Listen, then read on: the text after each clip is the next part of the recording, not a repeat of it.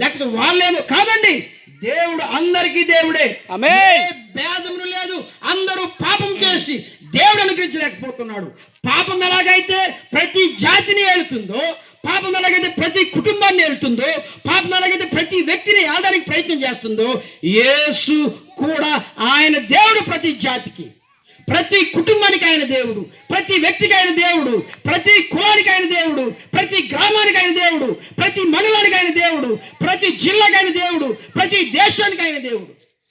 అందుకనే ప్రపంచమంతా కూడా ఆయన్ని ఆరాధిస్తున్నారు. అందుకనే ప్రపంచమంతా ఆయన్ని పూజిస్తున్నారు.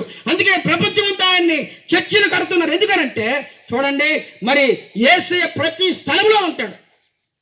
మనం ఏ ఊరికి వెళ్ళి యేసయ్య ఉంటాడు.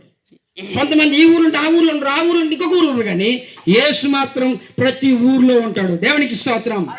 ఆ యేసు నీకు కావాలనుకుంటే, ఆ రాజు నీకు కావాలంటే, నన్ను పరిపాలించే రాజు, నన్ను రక్షించిన యేసు, నా పాపాలు క్షమించిన యేసు మీకు కూడా కావాలనుకుంటే, మీరు ఎక్కడైతే ఉన్నారో అక్కడే ఒకసారి మీ ఇళ్ళలో ఉండండి, మీ మంచాల మీద ఉండండి, మీ పరిస్థితి మీద ఉండండి. యేసయ్య నా హృదయంలోకి రండి, నాకు ఈ దేవుడిగా ఉండండి అయ్యా, నన్ను నీ బిడ్డగా స్వీకరించండి అయ్యా, నా ప్రతి పాపాన్ని క్షమించండి అయ్యా.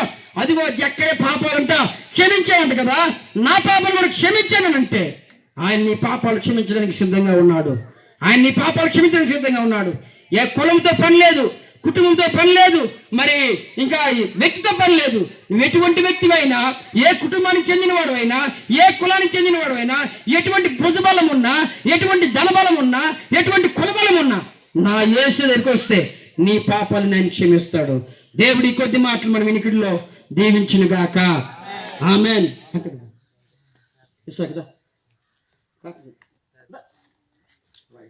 ప్రార్థన చేసుకుందాం. పరిశుద్ధుడా, ప్రేమ